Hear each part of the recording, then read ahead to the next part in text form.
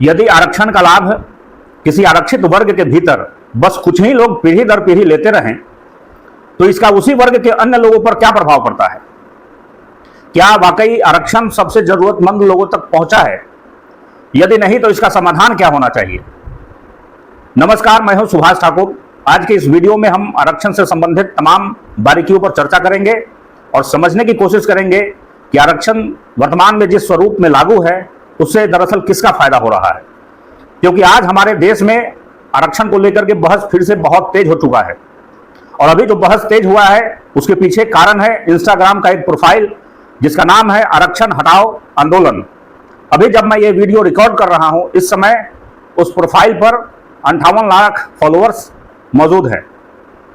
चूंकि ऐसा ही एक प्रयोग हमारे देश में सफल हो चुका है, कॉकरोच जनता पार्टी के बैनर तले हमारे देश में एक सफल आंदोलन हो चुका है, इसलिए इस बात की पूरी संभावना है कि आगे आने वाले समय में आरक्षण को लेकर के एक बहुत बड़ा आंदोलन देखने को मिले।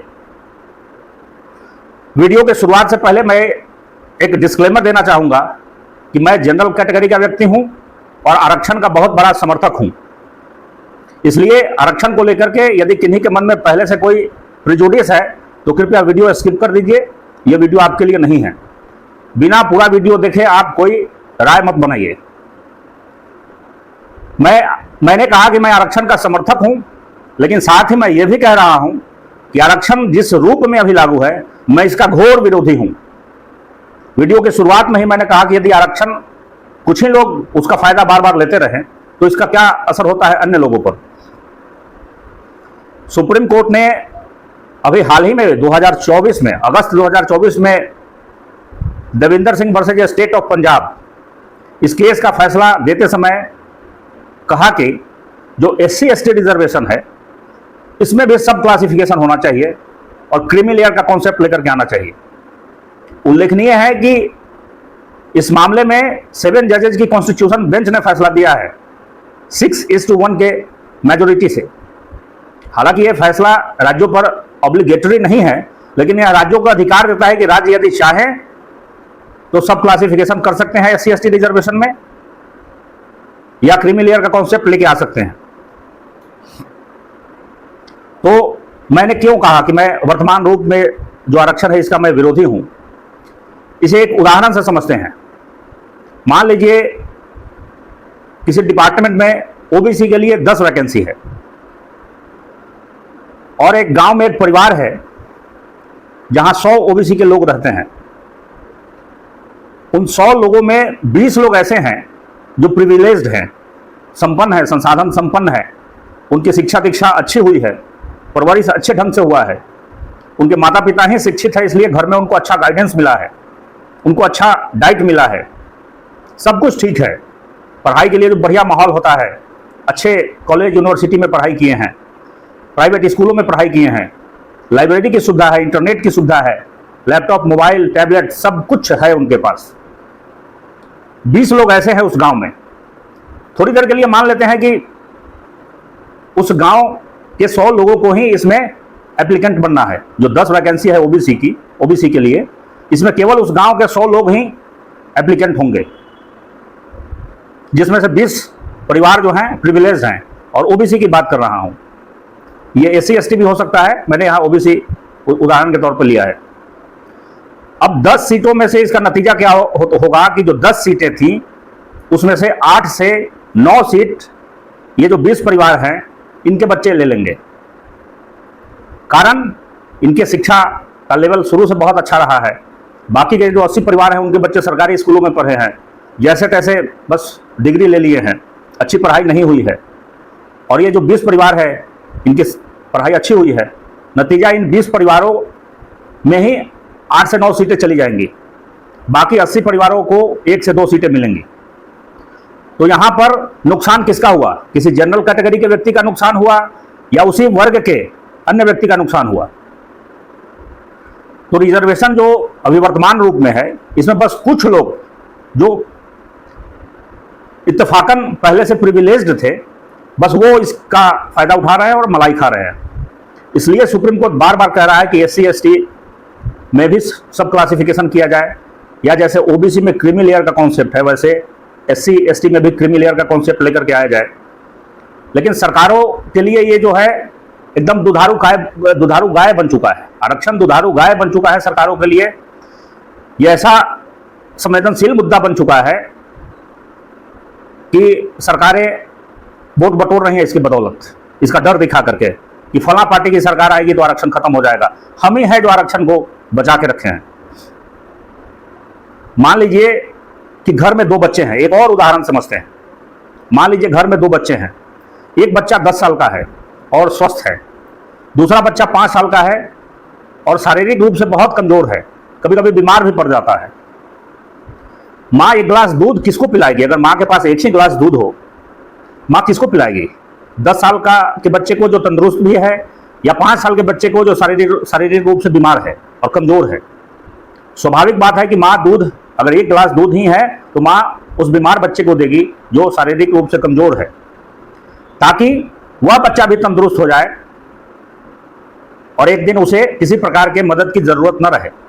लेकिन सरकारें चाह रही हैं कि जो समाज में दबे कुचले लोग हैं, जो आज भी गांव में गोबर चुन रहे हैं, मजदूरी कर रहे हैं, उनका कभी भी अपलिफ्टमेंट ना हो, उनका कभी भी उद्धार ना हो, ताकि सरकारों के लिए वो वोट बैंक बने रहे। मान लीजिए आरक्षण का मुद्दा खत्म हो जाए, इसका समाधान हो जाए, फिर सरकारें किस बात पर वोट मांगेंगी? तब तो उनको परफॉर्मेंस के आधार पर आंका जाएगा। जनता अकाउंटेबिलिटी उनकी तय करेगी, सवाल पूछेगी। अगर काम नहीं करेंगे तो जनता वोट नहीं देगी। तो सरकारों को काम तो करना नहीं है, वो चाहते नहीं कि जनता उनसे सवाल करे, इसलिए अपना एक सुरक्षित वोट बैंक बना के रखा है कि आरक्षण के नाम पर जनता हमको वोट देते रहेगी। ओबीसी रिजर्वेशन का हिस्ट्री आप लोगों को पता होगा। देश में जब 26 जनवरी 1950 को संविधान लागू हुआ तो शुरुआत में केवल SC ST के लिए रिजर्वेशन का प्रावधान था। 15% रिजर्वेशन SC के लिए और ST के लिए 7.5%। बाद में ओबीसी रिजर्वेशन आया। इसका कैसे क्रम है एक बार संक्षेप में मैं बता दे रहा हूं। 1979 में जनता पार्टी की सरकार थी, मोरारजी देसाई प्रधानमंत्री थे। उस समय मंडल आयोग का गठन किया गया ओबीसी रिजर्वेशन के लिए। मंडल आयोग का रिपोर्ट आया 1980 में। जब मंडल आयोग का रिपोर्ट आया 1980 में, तब जनता पार्टी की सरकार गिर चुकी थी और कुछ दिन के लिए चौधरी चरण सिंह भी प्रधानमंत्री बने थे। लेकिन जब मंडल कमीशन का रिपोर्ट आया उस समय इंदिरा गांधी प्रधानमंत्री थी। 80 से 84 तक इंदिरा गांधी प्रधानमंत्री रही और 84 से 1989 तक राजीव गांधी रहे। इन 9 सालों में इस रिपोर्ट को ठंडे बस्ते में डाल दिया गया था। 1989 के बाद वीपी सिंह प्रधानमंत्री बने और वीपी सिंह जब प्रधानमंत्री बने तो 1990 में उन्होंने इस मंडल कमीशन की रिपोर्ट को एक्सेप्ट कर लिया और सरकारी नौकरियों में 27% ओबीसी रिजर्वेशन की घोषणा की। इसके बाद भयानक विरोध हुआ इस निर्णय का। दिल्ली विश्वविद्यालय के छात्र राजीव गोस्वामी ने आत्महत्या करने की कोशिश की आग लगा करके। बहुत बवाल हुआ, मामला फिर सुप्रीम कोर्ट में गया। फाइनली 1992 में Indira Sahni versus union of India case में सुप्रीम कोर्ट का जजमेंट आया। सुप्रीम कोर्ट ने 27% रिजर्वेशन को वैध माना, लेकिन क्रीमी लेयर का कॉन्सेप्ट दिया कि जो भी ओबीसी में ऐसे लोग जो क्रीमी लेयर में हैं, जो प्रिविलेज्ड हैं, जो संसाधन संपन्न हैं, उनको आरक्षण के दायरे से बाहर रखा जाए। लेकिन फिर राजनेताओं को लगा कि ये तो मेरा वोट बैंक खराब हो जाएगा। तो उस समय के राजनेताओं और अधिकारियों ने पूरी कोशिश की और पूरी शिद्दत से कोशिश की कि कोई भी ओबीसी समुदाय का व्यक्ति क्रीमी लेयर में न आने पाए। इस पर अलग से मैं वीडियो बनाऊंगा, क्योंकि ये वीडियो बहुत बड़ा हो जाएगा कि ओबीसी में जो क्रीमी लेयर का कॉन्सेप्ट है वो क्या है और ये ईडब्ल्यूएस में जो 8 लाख की सीमा है उससे कैसे बिल्कुल अलग है। तो क्रीमी लेयर का कॉन्सेप्ट लाया गया ओबीसी में। अब सुप्रीम कोर्ट बार बार कह रहा है कि SC ST में भी क्रीमी लेयर का कॉन्सेप्ट लाया जाए, लेकिन मैं कहता हूं कि ओबीसी रिजर्वेशन में जिस प्रकार से क्रीमी लेयर का कॉन्सेप्ट अभी लागू किया गया है, अगर यही इसी तरीके से SC ST रिजर्वेशन में भी लागू किया जाता है तो उसका कोई मतलब नहीं है। क्योंकि अभी जो क्रीमी लेयर का कॉन्सेप्ट है ये नाम मात्र का है, इससे कोई भी मतलब रेयर है कि कोई बाहर हो जाए।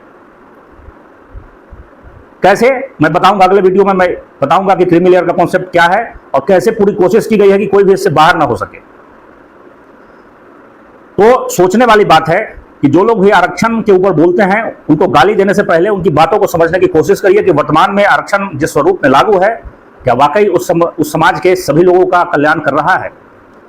इसलिए नियम होना चाहिए कि आरक्षण एक बार ही मिलेगा।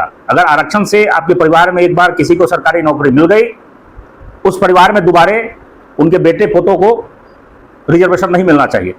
तब तो वो ट्रिकल डाउन होकर के नीचे तक जाएगा और किसी और जरूरतमंद को मिलेगा। अनियमित ये अनगिनत सरकारी नौकरियां तो है नहीं, 1% से भी कम सरकारी नौकरियां हैं। तो अगर कुछ ही लोग बार बार लेते रहेंगे तो ये नीचे तक तो जाएगा ही नहीं, और नीचे तक जाएगा नहीं तो आरक्षण का ये मुद्दा हमेशा जीवंत बना रहेगा और सरकारों को वोट मिलता रहेगा। तो इस पूरे मुद्दे पर आप लोग क्या सोचते हैं? आपके अकॉर्डिंग इसका क्या समाधान होना चाहिए? कमेंट करके अपनी राय दीजिए। अगर आप कुछ सजेस्ट करना चाहते हैं वो भी स्वागत है। आपकी आलोचनाएं भी मेरे सराखों पर है।